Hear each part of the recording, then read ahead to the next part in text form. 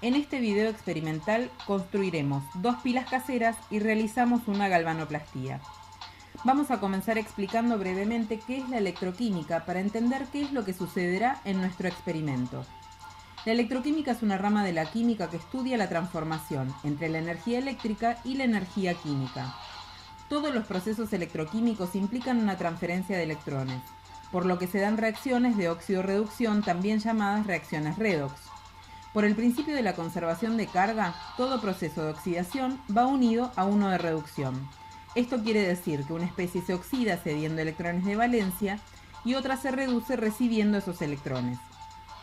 Estas reacciones químicas que se producen espontáneamente son las que se dan en la interfaz de un conductor eléctrico llamado electrodo, que puede ser un metal o un semiconductor, y un conductor iónico, que es nuestro electrolito, en este caso una disolución. Entre los metales de los electrodos hay una diferencia de potenciales y un flujo de electrones que generan corriente eléctrica. El valor de esta diferencia de potencial, llamada FEM, fuerza electromotriz, nos indica si la reacción transcurre espontáneamente. Construimos nuestras pilas caseras. Para ello vamos a necesitar los siguientes materiales: chapitas de zinc, chapitas de cobre, cables con pinzas cocodrilo, limones, lamparitas LED y un multímetro. Ensamblamos lo que será nuestra pila insertando a cada lado del limón las chapitas, de un lado la de zinc y del otro la de cobre. Usamos un multímetro para tomar el voltaje y vemos que la corriente producida es de 0,91, insuficiente para encender un LED estándar. Para obtener un voltaje que nos permita encender el LED, armamos nuestra pila conectando en serie 4 limones. De esta manera obtuvimos un voltaje de 3,14 suficiente para encenderla. La luz de LED es tenue, pero probamos sacando repetidas veces las pinzas cocodrilo que cierran los circuitos y se ve claramente cómo enciende y apaga la luz.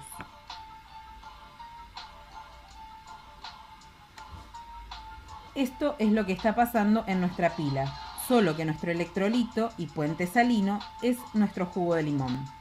En el electrodo del ánodo el zinc se está oxidando, por lo que pasa de tener número de oxidación 0 a 2+, cediendo 2 electrones de valencia al cobre. El zinc es el agente reductor. Y en el electrodo del cátodo, el cobre se está reduciendo aceptando los 2 electrones del zinc.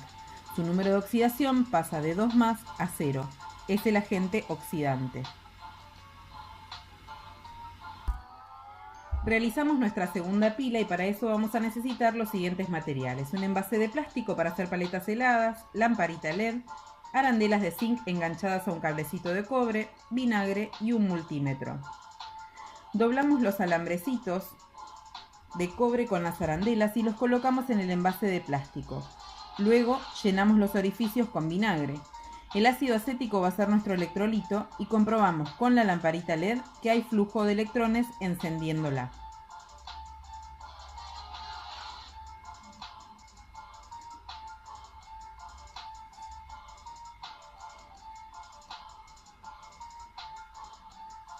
En la imagen se ve más claramente cómo se enciende la lamparita LED. Para saber cuál es el voltaje que logramos, teniendo solo 3 cubetas, tomamos el voltaje con el multímetro. En este video podemos ver cómo se está oxidando el zinc. Al entrar en contacto los metales se desprende hidrógeno, de ahí que se observen las burbujitas a su alrededor.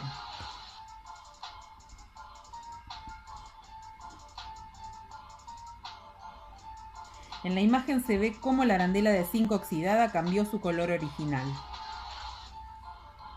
Galvanoplastía o electrodeposición. Vamos a comenzar explicando brevemente qué es la electrólisis para entender lo que va a suceder en nuestro próximo experimento. La electrólisis es el proceso en el que se usa energía eléctrica para provocar una reacción química no espontánea. Al electrodo conectado al polo positivo de la fuente externa se lo denomina ánodo. En él va a ocurrir la semirreacción de oxidación, y al electrodo conectado al polo negativo de la fuente externa se lo llama cátodo. En él va a ocurrir la semirreacción de reducción. Una aplicación de la electrólisis es la galvanoplastía. Es un proceso químico muy usado en la industria que consiste en cubrir un objeto metálico con una fina capa de otro metal.